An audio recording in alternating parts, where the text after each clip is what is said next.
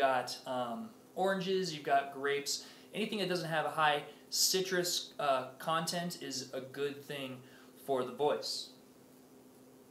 Any sort of tea that you can have, sleepy time tea with a little bit of lemon and honey, those are good. Because what they do is they relax the vocal cords. They make it so that the vocal cords are loose and lucid. And that's what you're looking for when you're practicing singing and when you're performing as well.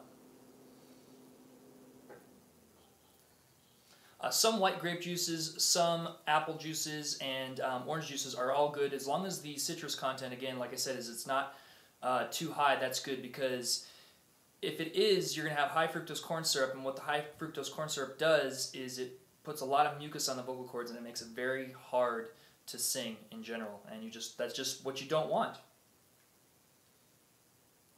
What not to eat or drink, there's some real specific things to avoid. You want to avoid soda, you want to avoid beer, you want to avoid any type of alcohol.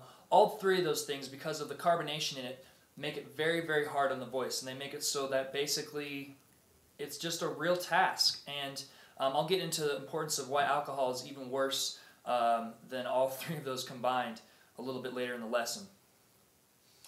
You want to stay away from any dairy products. Funny story, when I was in high school, I had a voice lesson where I decided I would have a cheese burrito and a big glass of chocolate milk. And needless to say, it was the longest half hour of my life because I was all over the place. I couldn't sing, my voice was constricted, my range was off, I had phlegm like crazy. So just avoid it at all costs. Okay, guys, if you're going to practice your voice or you're going to perform, just avoid it.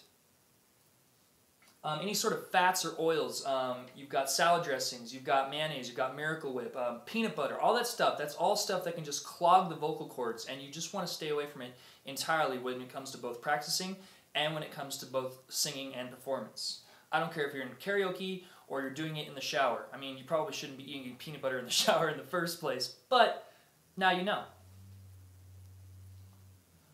Other fruits to stay away from are lemons, limes, pineapples, grapefruit, anything with too much citrus, because it'll coat the vocal cords with mucus, like I said, and it's very hard to sing or perform. Basic stuff. Now there's the effects of alcohol and drugs, and I have a couple listed right here. The first is cigarettes. Cigarettes are bad because what they do is they affect the power, they affect the range, and they affect the tonality. If you're going for it as a style choice, understandable. But there's ways to have that sort of gritty, gravelly sound and still not do cigarettes and that sort of thing. So that's just something to keep in mind. Marijuana, in my personal opinion, I don't care if you do it or don't do it. If you're going to be a singer and you're going to perform, try to stay away from it at all costs, because it affects you just as bad as cigarettes, but it also affects, it can affect tonality, it can affect strength, it can affect power, it can affect general health so that you won't be able to sing or last as long, breathe as well, all that sort of stuff. So just if you're going to be a performer, stay away from it entirely.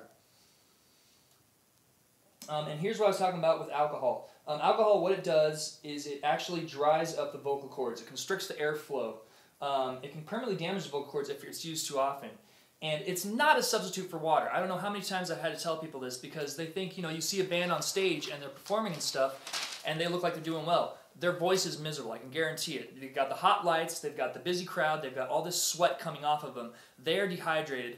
Their voice is suffering. I don't care what you think, their voice is suffering. So if you want to be a real top keen performer, watch the performers that are out there making buco bucks, because they have water. I guarantee it. Okay, so now I'm going to get into a demonstration of how the diaphragm works. So I'm just going to do a real basic, simple one, Twinkle, Twinkle, Little Star. So here's without the diaphragm supporting this whole thing. So, twinkle, twinkle, little star, how I wonder what you are. Okay, pretty obvious. Here's with the diaphragm and the support. Twinkle, twinkle, little star, how I wonder what you are. Up above the world so high. You get the idea? Much different.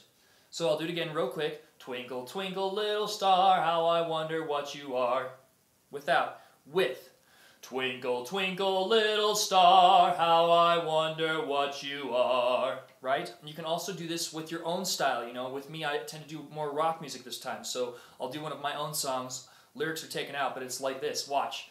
La da da da da da da da da da da da da da da da da da da da So it wasn't great, but you see the difference. There's a huge, broad difference. So yeah, we're almost out of time here. Thanks again for watching. If you guys want, feel free to subscribe. Big yellow button at the top, big yellow button at the bottom. Send me a comment or video response.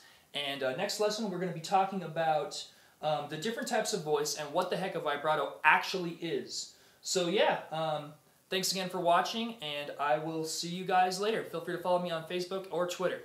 Take care.